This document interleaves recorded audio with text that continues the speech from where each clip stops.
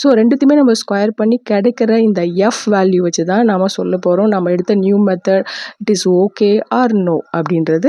இங்கே நாம் கம்பேர் பண்ணுறதுக்கு எஃப் கிரிட்டிக்கல்ன்ற ஒரு வேல்யூவை கண்டுபிடிக்கிறோம். அது வந்து சர்டைன் கான்ஃபிடன்ஸ் லிமிட்ஸில் பேஸ் பண்ணி நம்ம கால்குலேட் பண்ணுறது. ஸோ எஃப் கிரிட்டிக்கலை விட நம்ம எஃப் வேல்யூ லெஸ்ஸராக இருக்கும்போது தேர் இஸ் நோ சிக்னிஃபிகன்ஸ், அந்த நியூ மெத்தட் நமக்கு தேவை இல்லை. பட் வந்து எஃபோட வேல்யூ வந்து கிரேட்டராக இருக்கும்போது நம்ம நியூ மெத்தட் ஃபாலோ பண்ணுறது சம் சிக்னிஃபிகண்ட் இஸ் தேர், அதாவது அதோட ப்ரிசிஷன் வந்து அதிகமாக இருக்கும். ஸோ அதை ஃபாலோ பண்ணலாம். இந்த எஃப் டெஸ்ட்டை நாம் வந்து ஜென்ரல் லைஃப்லேயுமே யூஸ் பண்ண முடியும். எப்படின்னா ஒரு பர்சனுக்கு ஒரு ஹீமோகுளோபின் லெவல் ஃபர்ஸ்ட் செக் பண்ணி அதோட ஸ்டாண்டர்ட் டிவியேஷன் நீங்கள் கால்குலேட் பண்ணணும்.